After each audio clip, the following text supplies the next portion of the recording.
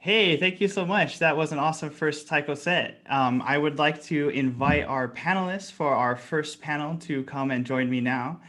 So I want to give a little bit of introduction to this panel. This first panel we're calling Art as Activism in North American Taiko. And for a little bit of a background, Kumidaiko, that kind of ensemble drumming that we just watched, often just called Taiko, is a form of ensemble drumming that originated in Japan in the 1950s, drawing influence from both traditional festivals and Western jazz drumming. Taiko became popular in the United States in the late 60s and 70s, largely as an activity in Buddhist temples and community groups, made widely accessible through the innovation of the wine barrel drum in Los Angeles. Today, Taiko has become a global phenomenon with community groups all over the world, connected by transnational markets for performance, instruction, and instruments.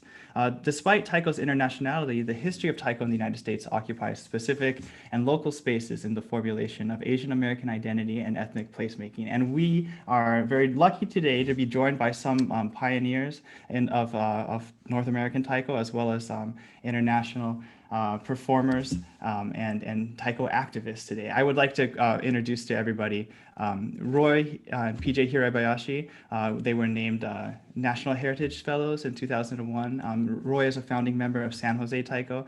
PJ has been with San Jose Taiko since their early days too. They have both former directors of San Jose Taiko. Michelle Fujii is joining us. She is a fellow at the Asian Pacific American Women's Leadership Institute and a co-director of Unit Sozo. And Tiffany Tamaribuchi, who you see perform earlier, is an international Taiko performer and educator, founder of Sacramento Taiko-Dan and Jill Daiko International Women's Ensemble. And I'm really looking forward to having this conversation. I want to just give our panelists chance to say hi and introduce themselves before we get into it. Maybe we'll go in that order. Roy, could you give us a hello? Hello, again, this is Roy Hirabayashi from San Jose. Glad to be here. Thanks, Roy. And PJ? Oh, Here is I PJ am. here? Sorry. I'm PJ Hirabayashi, and now with Taiko Peace. Thank you. Thank you. Michelle? Hello, all.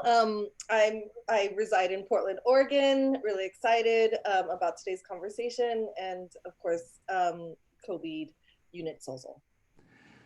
Thank you. And Tiffany? Oh, Hello, is Tiffany? I am from Sacramento, California today, and very honored and pleased to be a part of this panel and anything else. No, also the founder and leader of the Kasuga Onigumi of North America, traditional festival group, and that's the other thing I'm doing. Cool. Thank you, Greg. Yeah, thank you all. So many things you're all doing, and that we're very happy to be with you today. So we got a lot to cover, so I want to kind of get into some of our questions today. And I think I want to kind of aim this first question maybe at Roy and PJ. The question we have is, the term Asian American was coined in 1968 at UC Berkeley as part of an effort to develop a political consciousness and solidarity among Americans of Asian descent, including Filipino, Chinese, Japanese populations living with long histories in the United States. This is interesting to me. This is the same year credited as the origin of Kumidaiko in the United States via Seiichi Tanaka and the San Francisco Taiko Dojo, as well as soon or contemporaneously Kinara Taiko at Senshin Buddhist Temple in Los Angeles. I wanted to ask you, as founders of North American Taiko, like to what extent were you seeking to explore or create Asian American community during the early years of San Jose Taiko? And did you see Taiko as like part of a broader Asian American movement? And I know that Roy actually has some slides. Is this be a good time for that, Roy? Yes, let me just I'll jump into a little bit. Oh, yeah. If I could signal to start that'd be great. But yes, thank you very much. I guess for us, the social justice movement that was going on around us, it really inspired us a lot to really kind of frame what we wanted to be doing and how it led to our involvement with Taiko. So basically, I'm showing some slides. I'll go by real quickly here, but just to give you a historical perspective of sort of the immigration of Japanese, what kind of influenced me. My grandparents came here from Hiroshima. My parents were interned in the internment camp in Topaz, Utah. My grandparents were living in Hiroshima when the atomic bomb was dropped. And so I never actually met my mother's parents.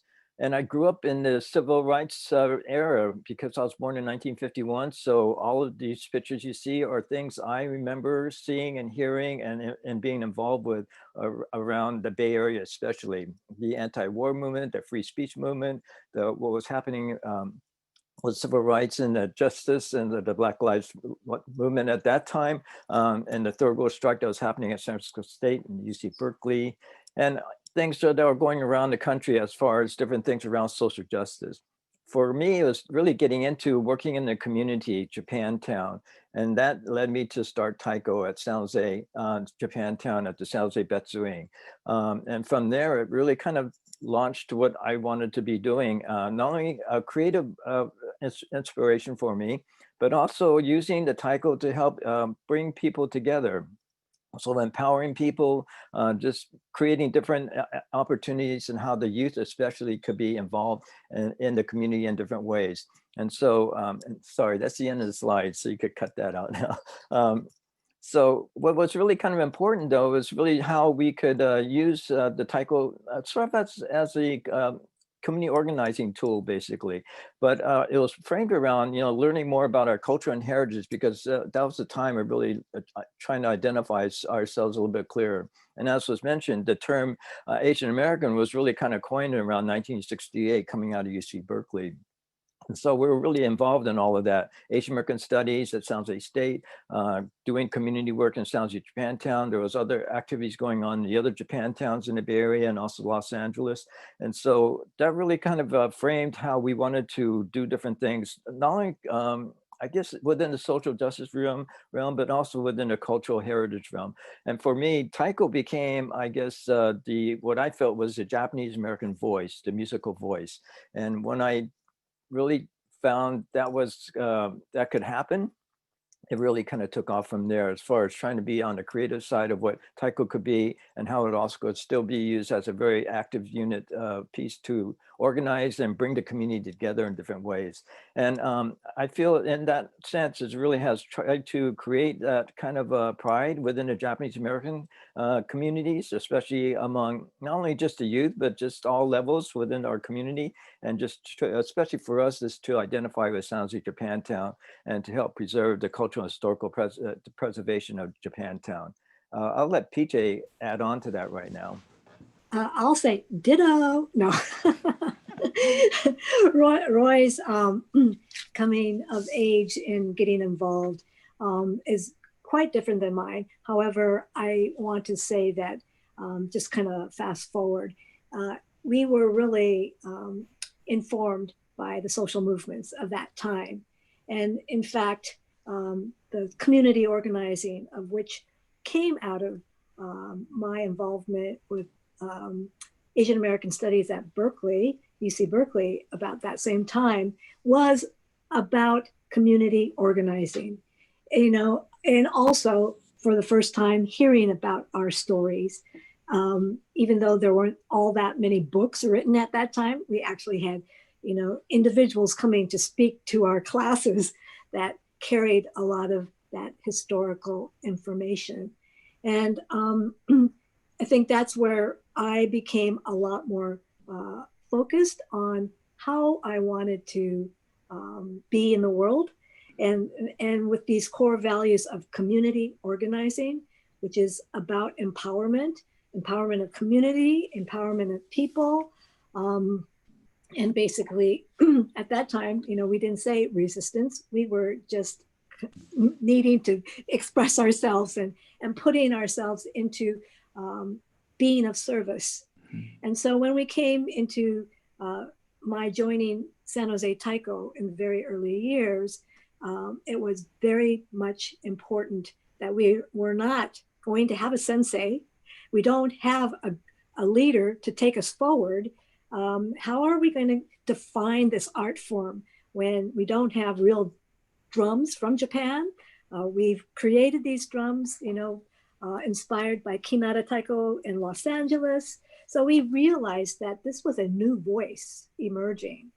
It was inspired by Japanese Taiko, but we didn't have a sensei, and we had to think about how are we going to organize. And this is very much taking into thought we're going to be a flat movement, a flat organization. Everybody come together. And so from the very get-go, we were creating a alternative way of operating, and it was not a top-down. It was kind of flat. So in that way, in working and developing San Jose Taiko, this was the consciousness going into not really creating an old system, but how do we create a system that works for us and that also is empowering each individual and also making us artists at the same time, you know? So the creating was really great.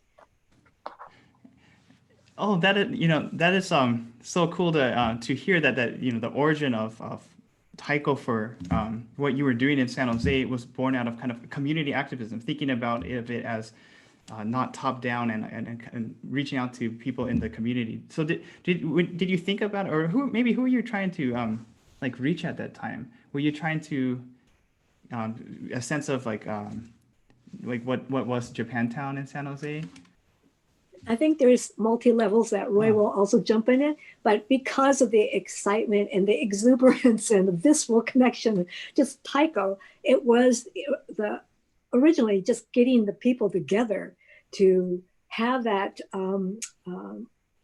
opportunity to be expression. I mean, it's through expression. It's the first time we could be loud. It's the first time we could be heard. It's the first time to be creative, but not, the traditional art forms that I didn't identify with. I couldn't be, graceful and be in classical dancing or whatever, but it's the first opportunity for all of us to find a new expression for ourselves in those years.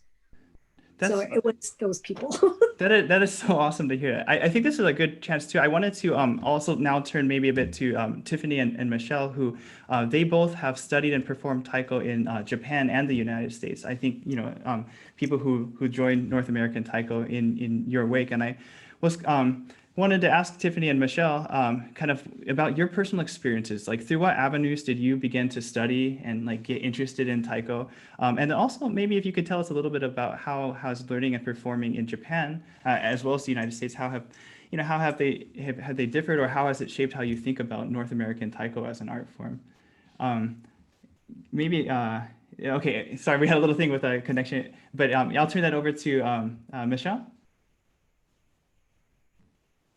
Sure. I think when asking this question and also recognizing this space, I think first and foremost, I want to talk about my foundation of how I started Taiko. And I see the two people who were very foundational in my development as I grew up in San Jose, California, and then was confused at really, identifying time in my life. I found San Jose Taiko, and it became a place of identity, a place in which I could, the drum spoke to me in a way that I continue to delve into that commitment. So San Jose Taiko really rooted me in a way to do the work that I do now. When I hear the histories that Roy and PJ brought forward about this community organization and service and all these awareness, even though maybe at that time when I was younger, I might not have been able to like even understand, to articulate, but it became a really important place for me. And I realized, is my volume okay? Just wanted to. Sorry, I think it was me. I think it's fine. Yeah, thank you. I realized how much my journey has always had reference. And then you speak of Japan because that was also a really pivotal decision in my life.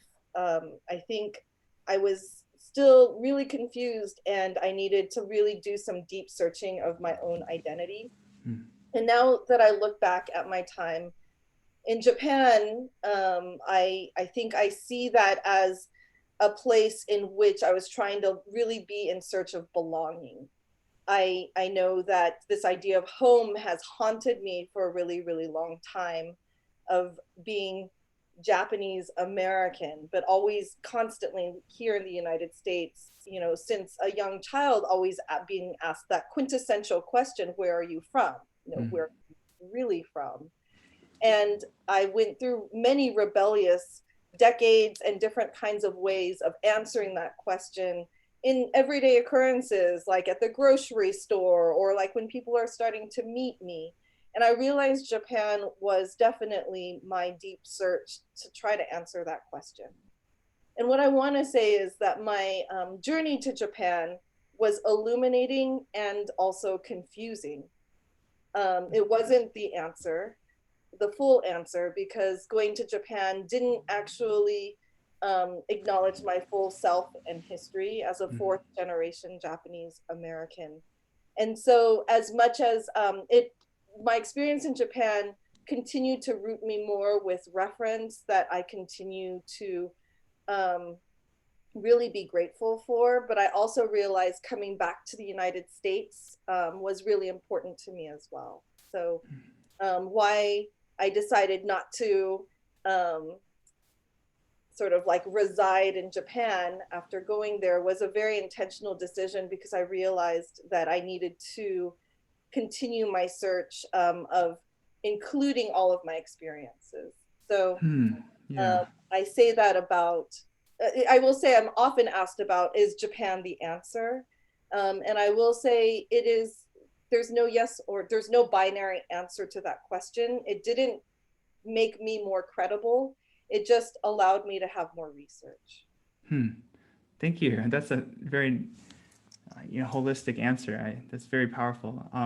Tiffany, do you want to also speak to this question? Sure. I would like to start by saying that I also want to talk a little bit about how I started. I started as a bone dance drummer for the local Nino folk music festival group here in Sacramento. And I grew up watching San Jose Taiko and grew up watching San Francisco Taiko Dojo come to the Sacramento Buddhist Church Bazaar. And so I grew up with Taiko as a thing that existed, that I didn't necessarily have to fight for it in the same way or create it in the same way that they did as pioneers. But then there was no Taiko group in Sacramento. And so very much wanted there to be one, because I couldn't get that far as a young kid down to the Bay Area. And so that's sort of my origin. But I had an epiphany the other day in considering the fact that I'm not of completely Japanese descent, that I grew up, my parents were married shortly after the anti-miscegenation laws in California were struck off the books, and that I had grown up within the Asian American community here, especially the Japanese community, as somewhat of an outsider, even though my mom loved traditional Japanese culture and my grandmother certainly loved it, that I and my family were a bit not outcast, but very often spoken against or spoken in hushed tones. And part of my desire to become a taiko drummer and part of my embracing of the culture was to fit in here, to be accepted. And in going to Japan, same as Michelle, is that the answer to the question, I'm not Japanese either, but got to play the Japanese American card while I was there and say, oh, I'm Japanese American, I'm not Japanese, but I love taiko. And where it's changed a bit now, but in Japan it used to be that if you went and you started with a group, you could only study with one group. And I was able to go in as an American and say, oh, this is what this group showed me. What do you guys do? Bounce around from group to group.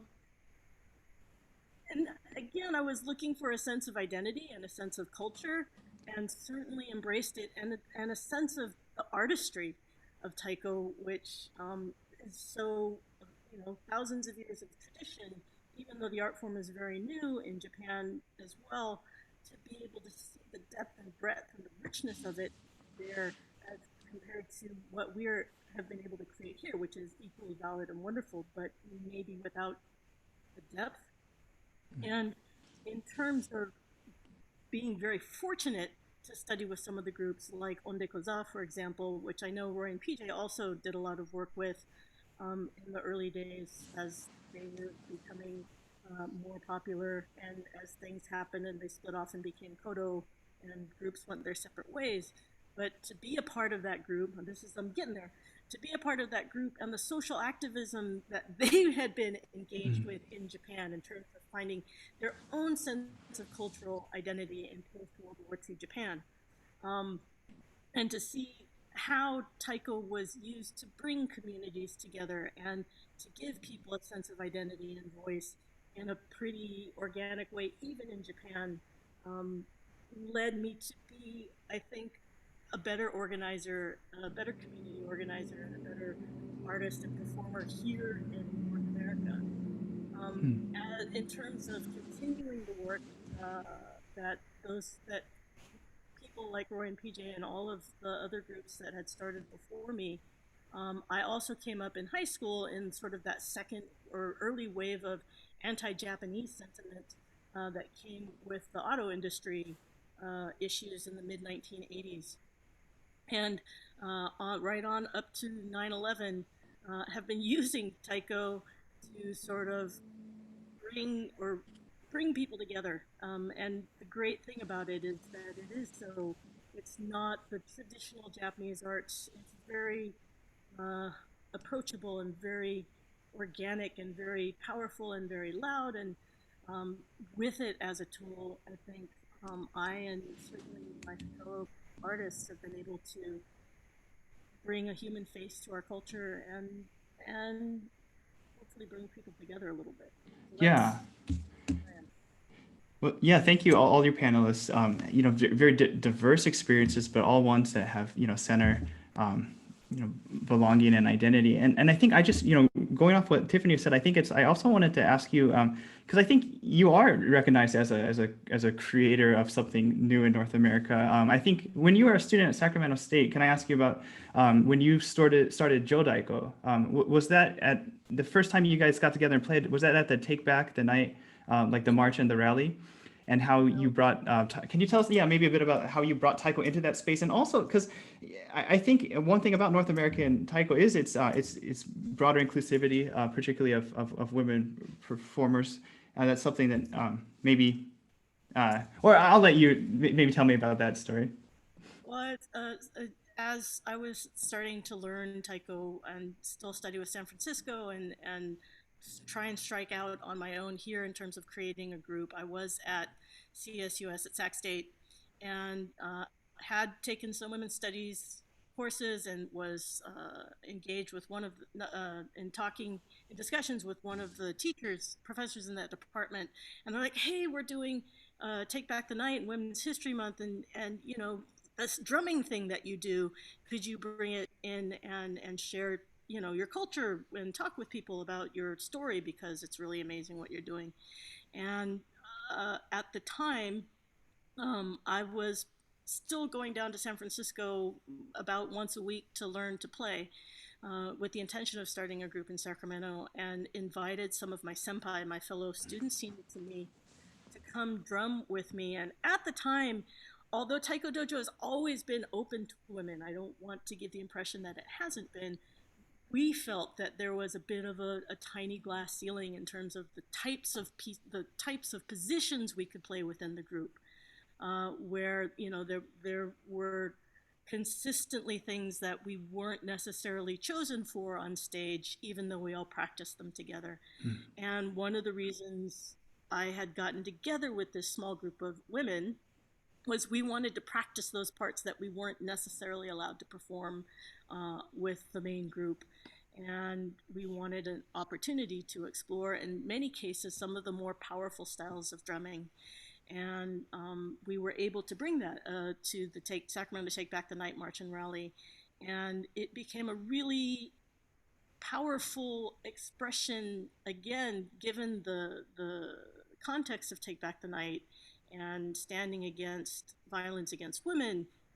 And as a survivor myself, being able to step up and say, here's this really physical, powerful thing. Here's this really loud thing. Here's, without it being violent, without it being really heavy and emotional, I can get up and unite this group of people at this rally in a joyous, powerful way.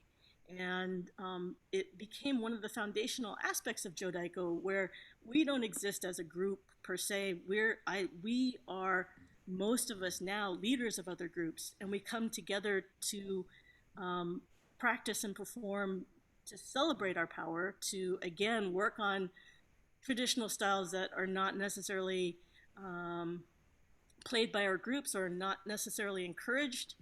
It's not as much of a thing anymore, where there's not as many restrictions on what we can do or what people expect that we should or shouldn't do. But it is an opportunity for us to show our strength as women and show our spirit as taiko players, and do it in a way that helps other women, especially. And I come from a gender binary world when I grew up, so pardon me if I frame it in a way that isn't as contemporary.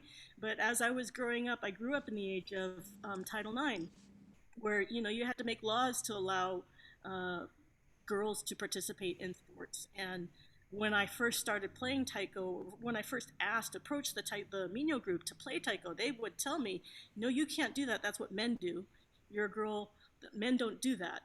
And so, to a certain extent, it was transgressive in a way for me to continue to ask to be able to play, and it became a really foundational part of why I wanted people to accept me as a person, not as a gender representation, but as somebody with the passion and the desire to do this wonderful thing.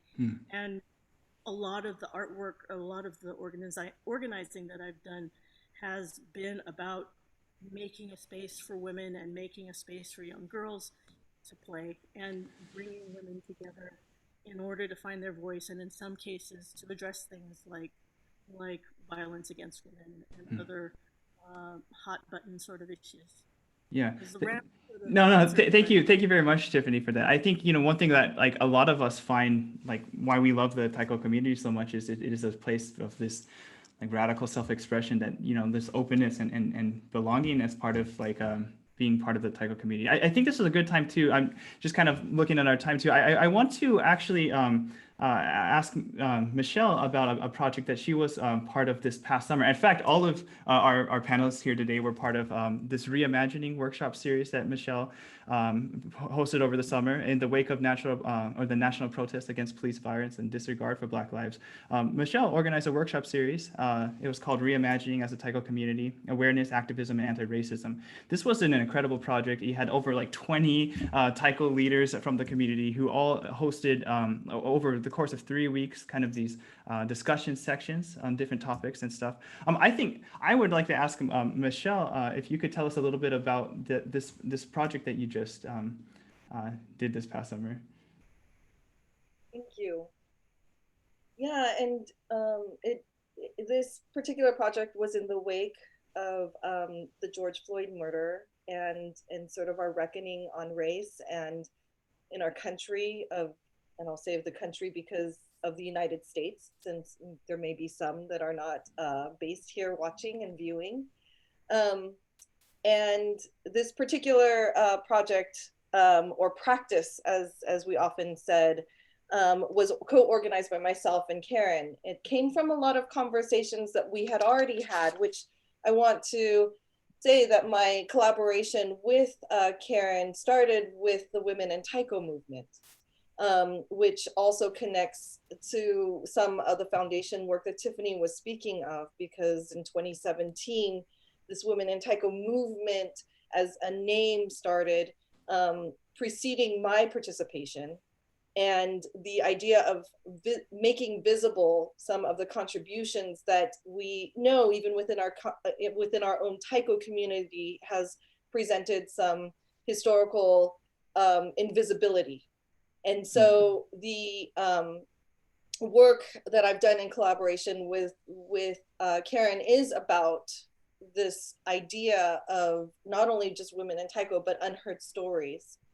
And also thinking about our community, our health, and also a provocation.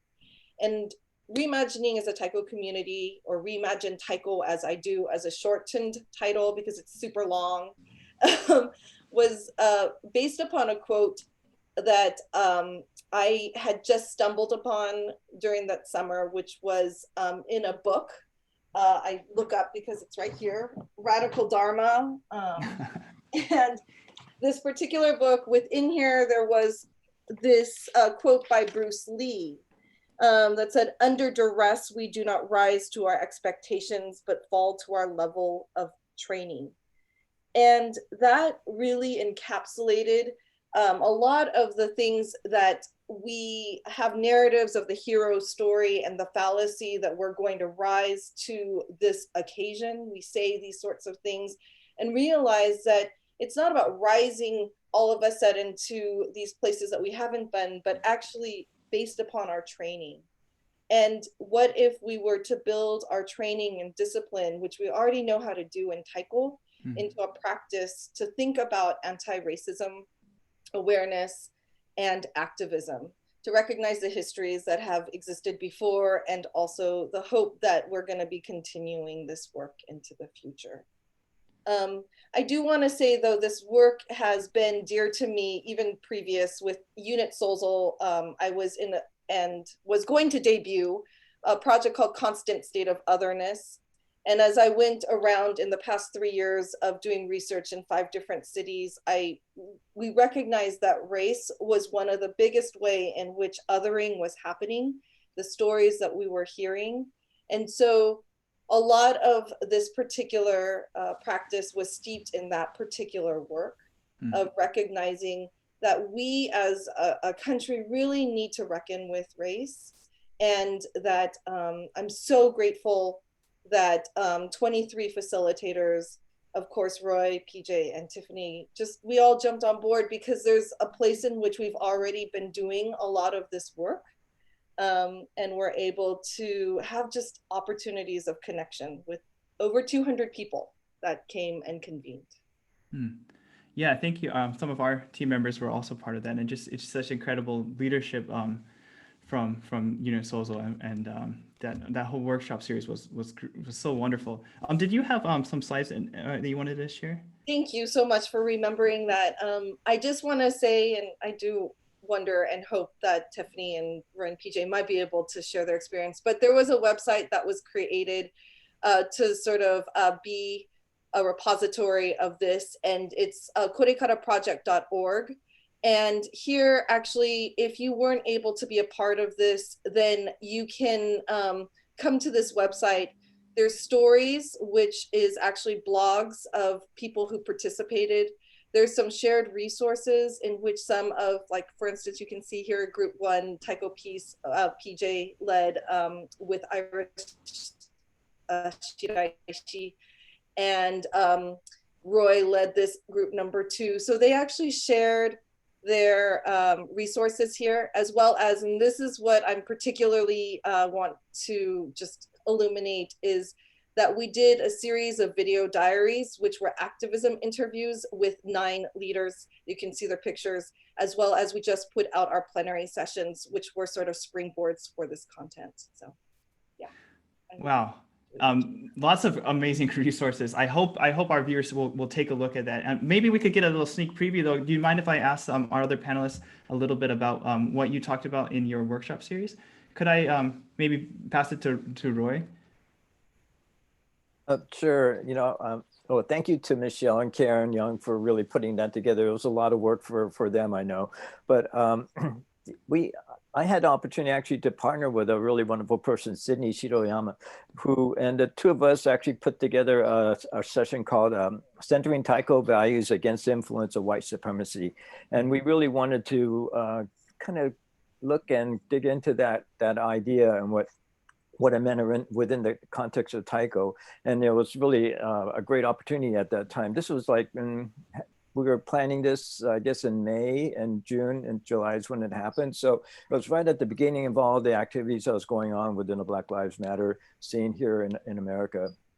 So it was a great opportunity for us to kind of look at that within the context of how that really fits in with Taiko and how Taiko has been really affected by white supremacy, and what can we do? What are some of the things we could think about to address that within our groups, within how we even individually act, and what that all that means.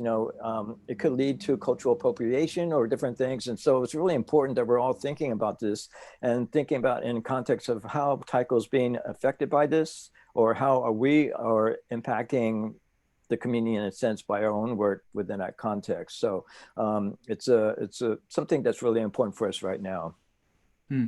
Thanks so much for sharing that, Roy. I was in Tiffany's group. Tiffany, do you want to talk a little bit about the series you ran?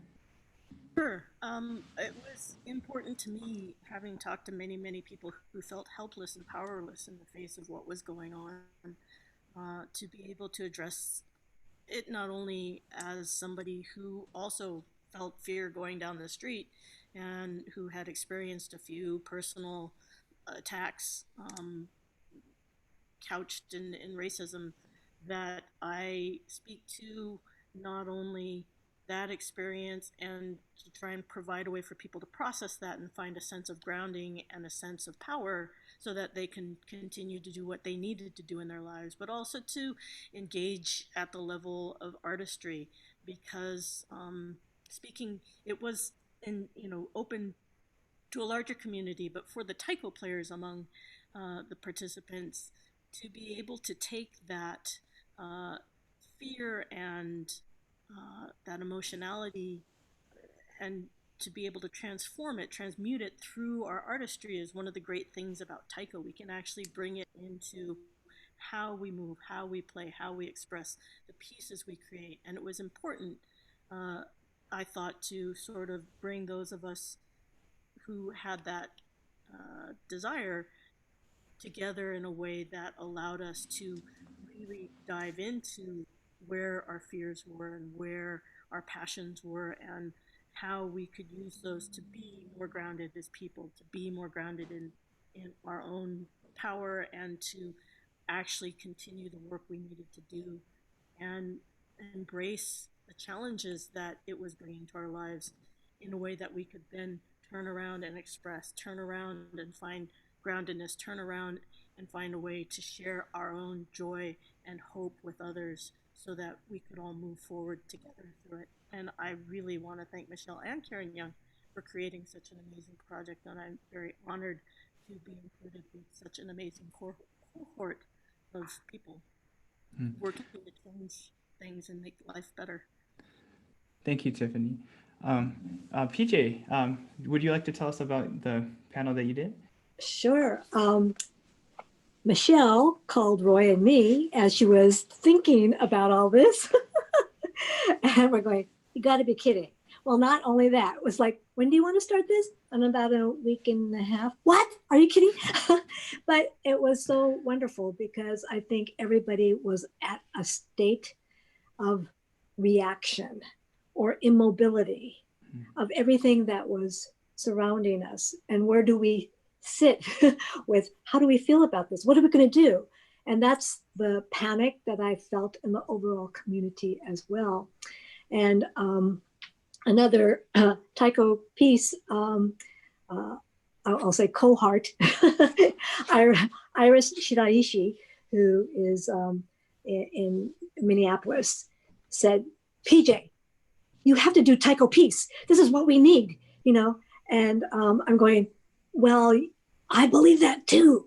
I believe that too. And I want this to be co-created together. So let's work together, because it was Iris who lives in the Twin Cities that she said, yeah, George Floyd happened. It happened right in our neighborhood. And I don't know what to do. So it was kind of like this coming together of like, what can we do to do something to figure out how to bring it all together.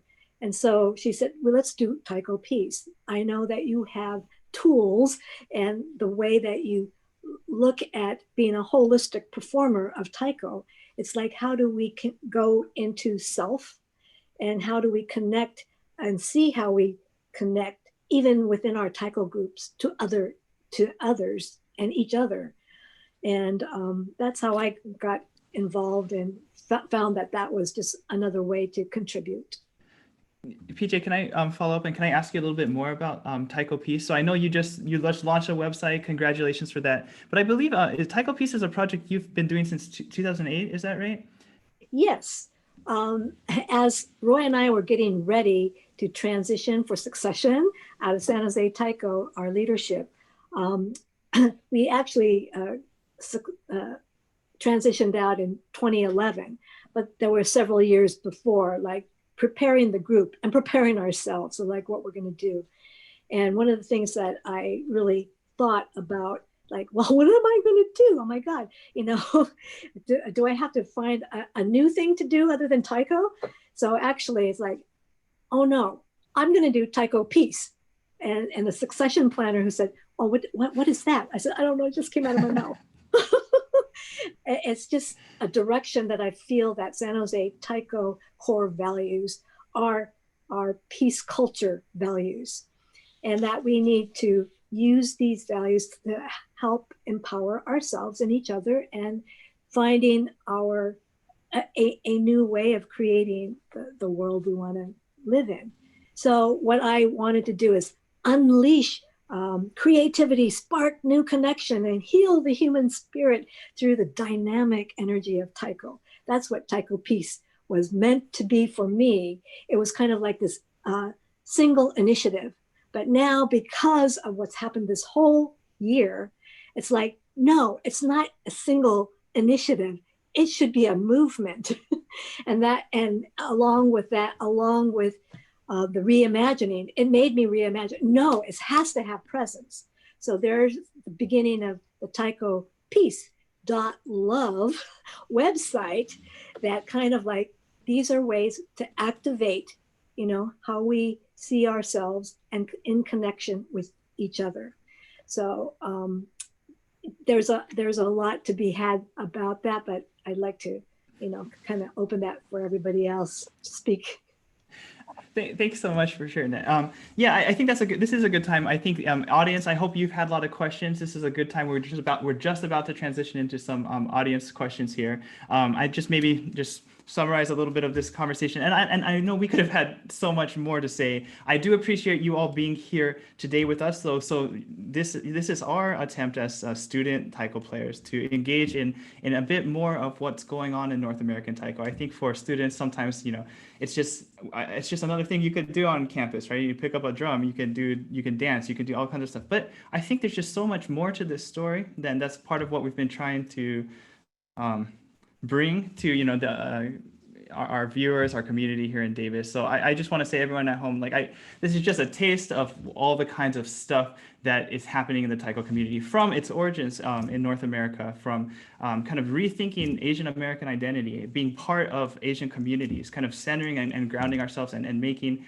a community and space to express ourselves, to come find community together, to support our communities, from you know, questions about, you know, our identities and like, what is it like growing up Japanese American or biracial in the United States, against systems of white supremacy that exist, against prejudice and stuff, and how some of us have used Taiko to explore our own identities and ourselves as well as you know, the ways that all of our panelists today and many others are grounding themselves using, like Michelle was saying, the tools we do have to enact change in the spaces we are in, as well as to these, you know, these initiatives, like, you know, PJ was talking about, these core values of why we play Taiko can reach much beyond just the drums themselves. So I want to let's see. I'm getting some questions in. I wanted to ask really a quick round question.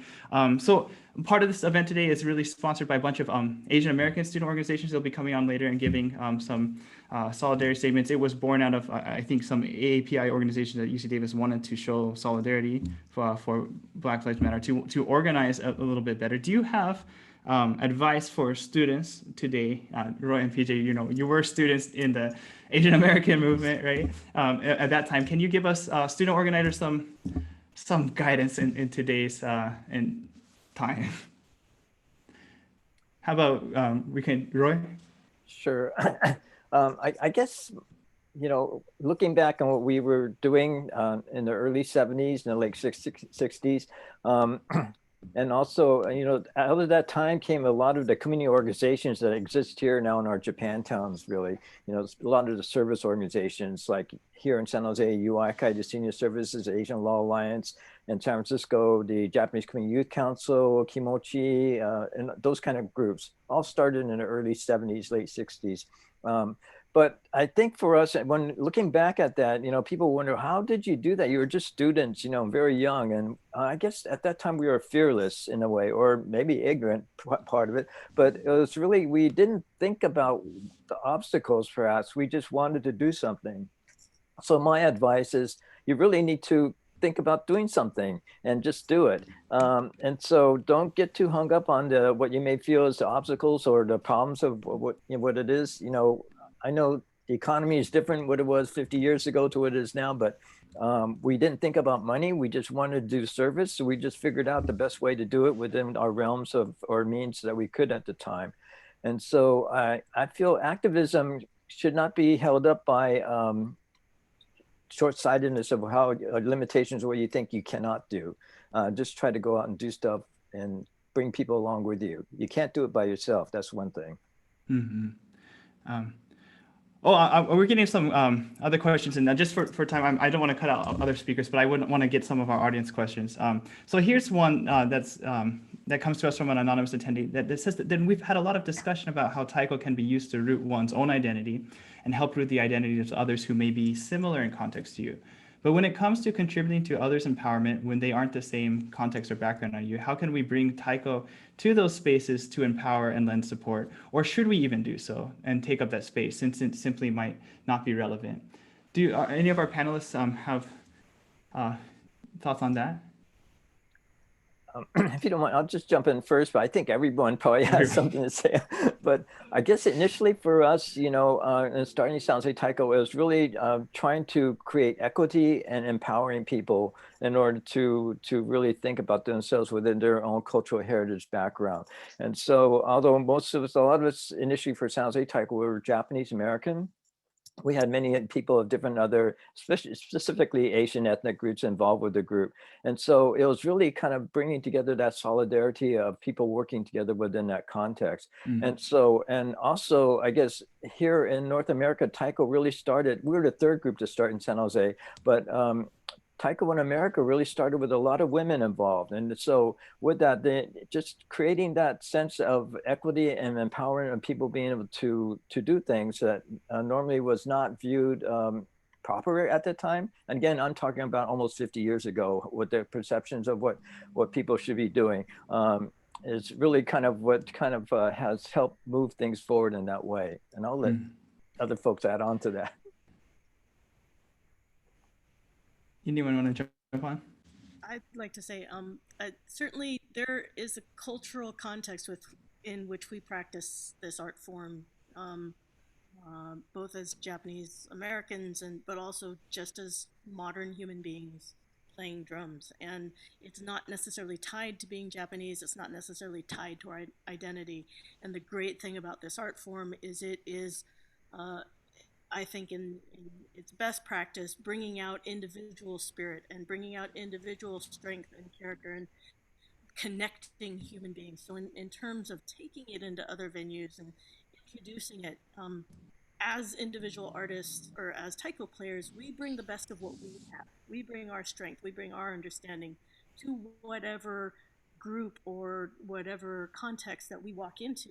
And in sharing what we have with others, it is helpful as much as it can be helpful to those who have something to gain from it, who find inspiration from the sound, who find inspiration from the practice, who find inspiration from the artistry, whatever.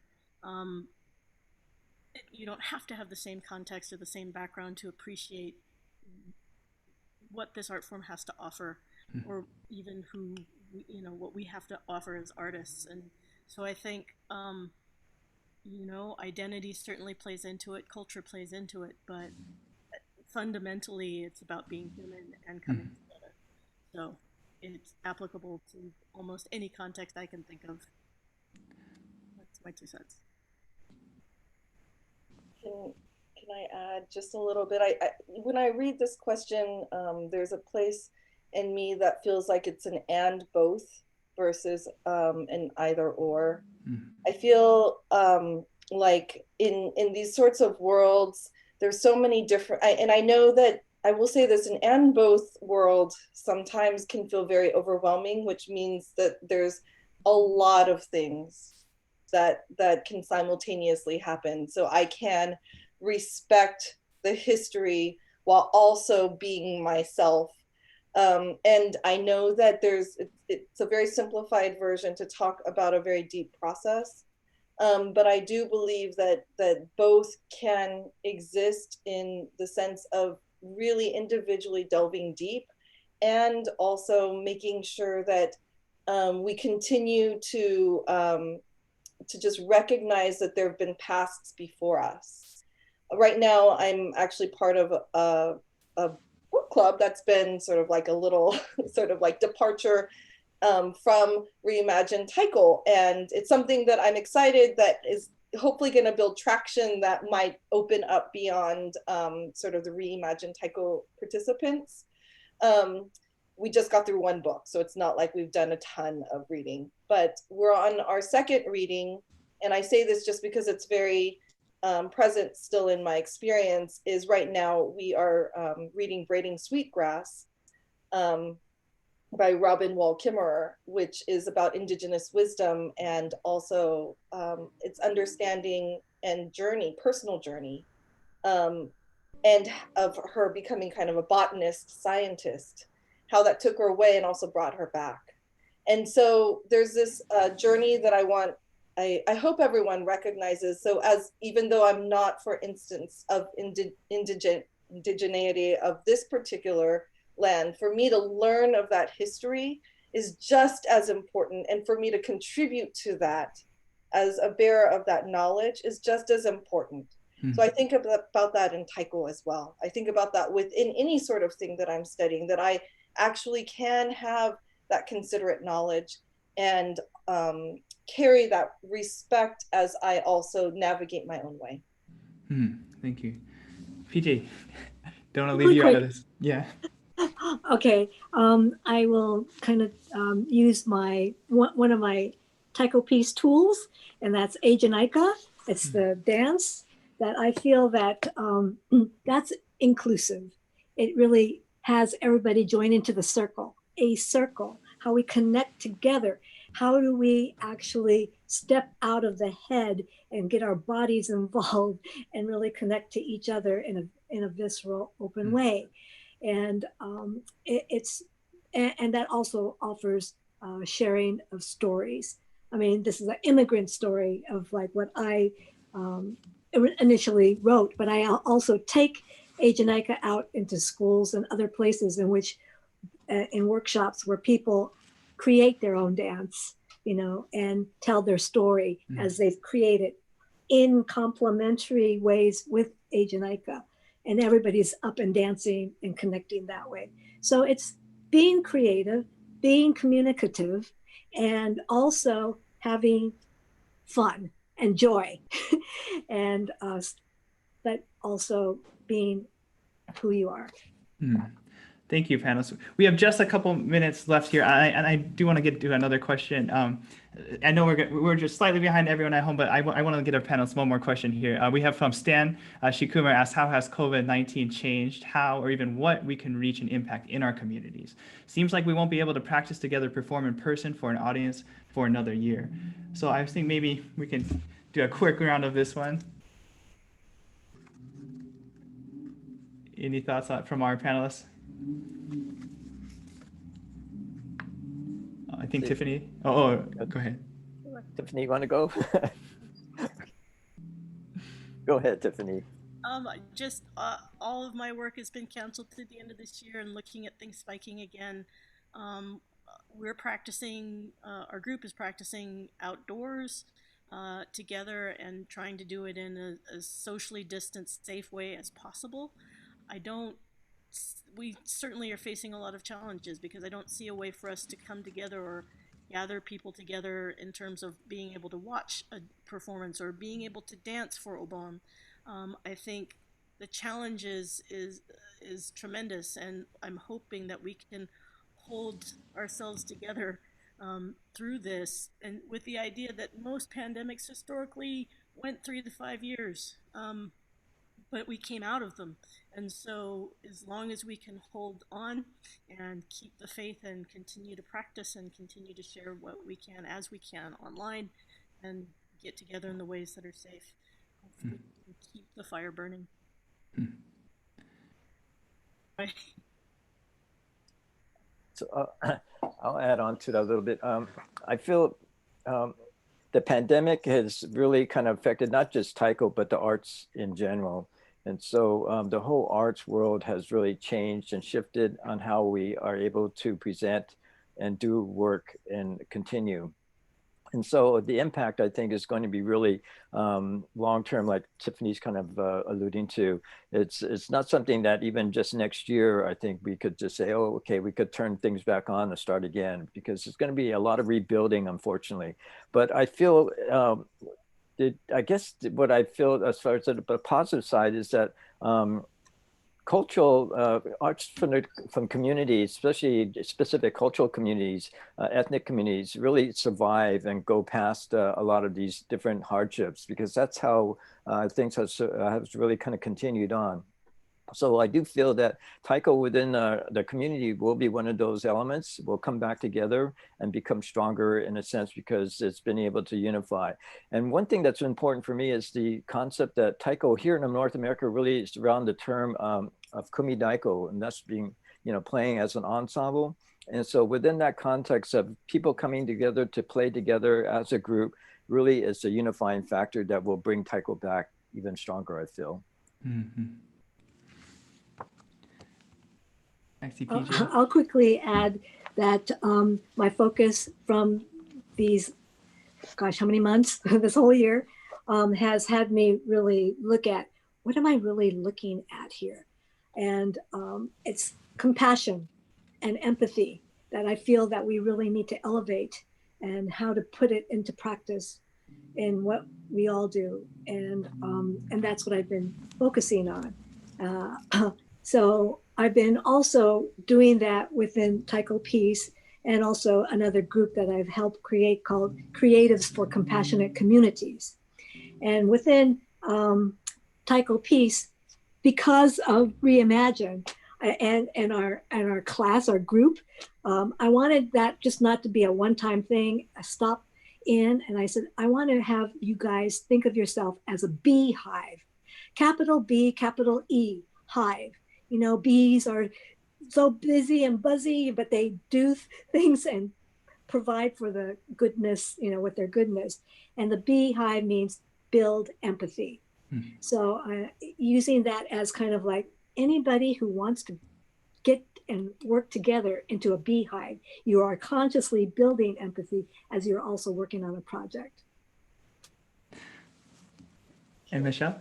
Yeah, I just, for me, as the months have continued, and of course, sort of the pre-decided work or work that I had already anticipated is shifting. And honestly, I'm at a place right now where we have been shook up. And so what are we shaking? It's a really wonderful opportunity. And I'm looking at the plenty versus the scarcity. Some of the things that this is shaking up is how to work with new limitations. And I always think that art is creating with our limitations, but creating something incredibly beautiful. And there's a lot of beautiful things that are starting to happen. I'm connected to people that are beyond boundaries. We've been so geographically defined, and now I'm working with people even beyond that. Actually, I'm in interaction with people more that are farther away from me than even next door to me. And I think about that, these new opportunities that are being shaken up. It's a good time for us to wake ourselves up a little bit, look around ourselves, and try to potentially make some big changes when we can emerge again. Well, thank you so much, panelists. And and speaking of these new opportunities, we are just so lucky to have been able to talk to panelists from Portland, Sacramento, San Jose are all here today with us now. What a pleasure and honor it's been to have this conversation with you, panelists. Thank you so much again, everyone. This is Roy Hirabayashi, PJ Hirabayashi, Tiffany Tamaribuchi, Michelle Fujii. Thank you, panelists. If they want to stick around in the chats and stuff, maybe you can answer some questions. I do want to remind all our audience at home that we do have our team members are live on the chats on YouTube, on the Zoom, as well as they have a Discord party going on where they're having some voice chats and stuff going on. I also, speaking of supporting artists, I do want to take a time now to thank our sponsors for this event today, the City of Davis Arts and Cultural Affairs Program, Jan Shrem and Maria Manetti Shrem Museum of Art, where we are broadcasting live from now, UC Davis Global Affairs and the Davis Food Co-op have all sponsored this event and made it so that we could bring some more artists to you today. And speaking of, next up on our set list, we have two of our good friends, Davis local bands, Cat Grooves and Yuppie Liberation Front. So we're going to cue away to that. Thanks again to our panelists, everyone. Please, we're so honored to have you here. Bye.